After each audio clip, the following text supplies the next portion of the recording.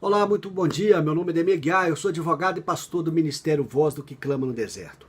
Antes de entrar no vídeo, eu gostaria de te pedir para você deixar o seu joinha, inscrever no nosso canal aí, nesse botão vermelho, e se possível compartilhar essa mensagem para que outras pessoas possam ser alcançadas, ok? Desde já eu quero deixar aqui o meu agradecimento. O tema do vídeo de hoje é a natureza jurídica da morte. Nós sabemos que a natureza teológica da morte é de separação, né? Aquilo que faz separação entre o corpo e o espírito, a primeira morte e a segunda morte entre o espírito e Deus, né? E que vai acontecer no dia do julgamento final.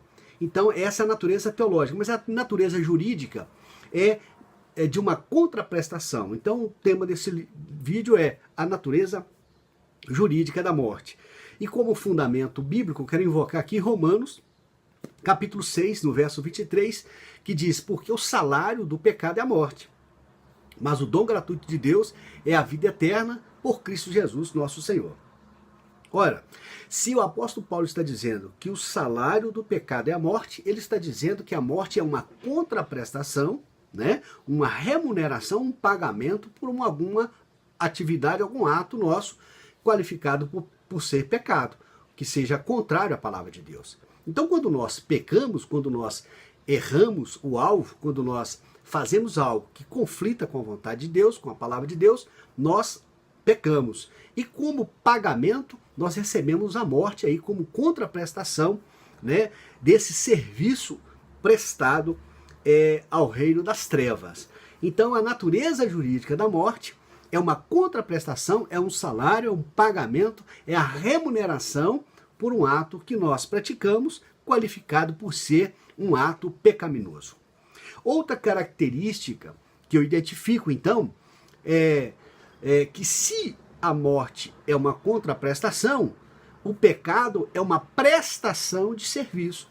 Nós estamos trabalhando a serviço do reino das trevas quando nós praticamos algum pecado. Quando nós pecamos, né? Nós estamos, então, prestando um serviço à causa do diabo, né? E em razão disso, então, a gente recebe como contraprestação, como salário, né, a morte. Porque, na verdade, o que o pecado tem de melhor é a sua morte. A única moeda que ele tem para nos pagar, para nos dar em paga por um ato praticado, é a morte, porque o melhor que ele pode nos dar, o pecado pode nos dar ou dar ao homem, é a morte, ok? Uma outra característica que eu identifico, então, é que o pecado é uma prestação de serviço ao reino das trevas e um desserviço à obra de Deus. Isso porque o pecado ele constitui uma pedra de tropeço, né? Um escândalo. Essa palavra escândalo no original é exatamente uma pedra que havia nas vias fabricadas, construídas na época do Império Romano, e aquelas pedras, uma ou outra estava solta, e aquelas pedras soltas faziam com que muitas pessoas tropeçassem e caíssem. Então aquelas pedras chamavam escândalo. Então a pedra de tropeço, o pecado é uma pedra de tropeço porque ele faz com que muitas pessoas tropeçam na fé, caem, afastam, apostatam da fé, né?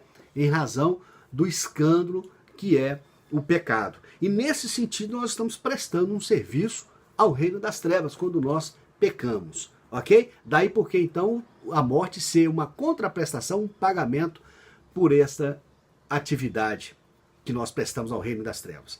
A terceira coisa que eu identifico aqui é exatamente a habitualidade. Quando fala de salário, fala de habitualidade. Não é um caso isolado. Não é uma prestação de serviço isolado.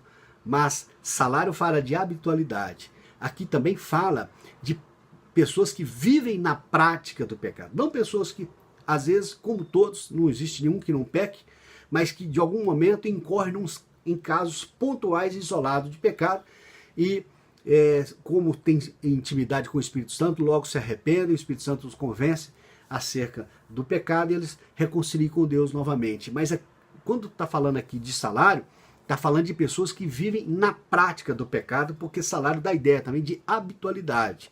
pessoa, para receber um salário, tem que ter habitualidade, não é? A pessoa, quando vai trabalhar, ela tem o horário de pegar todo dia, horário de sair, etc. Então fala de habitualidade. Outra coisa é a subordinação. Salário fala de alguém que exerce um poder sobre o outro. Então, aquele que presta o serviço, ele está subordinado a um poder hierárquico, né? Nesse caso também, trazendo aqui para a análise que nós estamos fazendo, fala de pessoas que estão subordinadas, estão acorrentadas, amarradas ao pecado. Pessoas que estão, muitas vezes, com a sua vontade agora já viciadas, já dominadas, né? A sua vontade já não é mais livre para de repente, deixar de pecar, porque já estão com a sua vontade constrangida, subordinada, e precisa então da intervenção do Senhor Jesus.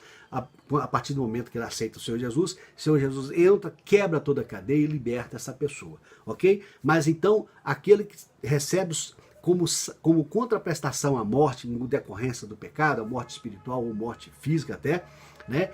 Ele também então está numa relação de subordinação entre ela e o pecado, entre ela as forças do mal, entre ela e o próprio diabo, que escraviza a sua vontade, ok? Eu quero deixar essa palavra para você. Uma outra característica também que identifico é a questão meritocrática. Ou seja, quando você trabalha, presta serviço para alguém, você recebe o salário não por liberalidade, mas porque você faz jus àquele salário. Você mereceu aquele trabalho porque você trabalhou para aquela pessoa e você recebe como pagamento o salário. E aqui fala de mérito. Então a morte, ela nos sobreveio por mérito, né? Nós merecemos a morte em decorrência dos atos que nós praticamos. Isso, eu estou dizendo o homem, a humanidade de um modo geral. Adão, então, depois que ele peca, ele Eva, ele atrai sobre si as consequências nefastas do pecado, como uma contraprestação, né? Como algo que ele fez, então, por merecer. Não foi algo gratuito, não é? Não foi algo gratuito. Aliás, o pecado jamais pode fazer algo que se assemelhe à graça, que seja gratuito. Ele só faz quando é contrapartida, ele só faz como pagamento de um ato anteriormente praticado por alguém, ok? Então eu quero deixar essa palavra para você em nome do Senhor Jesus. Agora, na parte B desse versículo fala, mas o dom gratuito de Deus é a vida eterna por Cristo Jesus nosso Senhor. Ou seja, nós não merecíamos a graça, a salvação, mas o Senhor nos concedeu a salvação, né? Gratuitamente, quer dizer, nós não praticamos nós não fizemos nenhuma prestação de serviço para Deus, né? Para merecer como pagamento a graça, porque os nossos atos não tinham a qualidade, né, a santidade que Deus esperava. Então, muito pelo contrário, eles atraíram foi só a morte, só as consequências. Mas, graças aos méritos, não nosso agora, mas do Senhor Jesus na cruz do Calvário, ele estendeu a nós esse favor imerecido, a graça, a salvação, né? Favor imerecido, quer dizer, não foi por merecimento, mas foi pela graça, pela misericórdia do nosso Senhor Jesus, que nos deu esse dom. O dom fala de aquilo que é dado, não é? Aquilo que é dado. Então, a graça nos foi dada pelo Senhor Jesus, pelos méritos do Senhor Jesus, dos atos do Senhor Jesus e não nossos. Ok? Eu quero deixar essa palavra para você em nome do Senhor Jesus, rogando a Deus que ela possa também contribuir cada dia mais para o seu crescimento espiritual em nome do Senhor Jesus. A natureza jurídica da morte. Ok? E antes de terminar, eu quero que você jamais se esqueça que só o Espírito Santo de Deus pode conduzir o homem no caminho de toda a verdade e não apenas a um aspecto desta mesma verdade. Fica com Deus e até o próximo vídeo.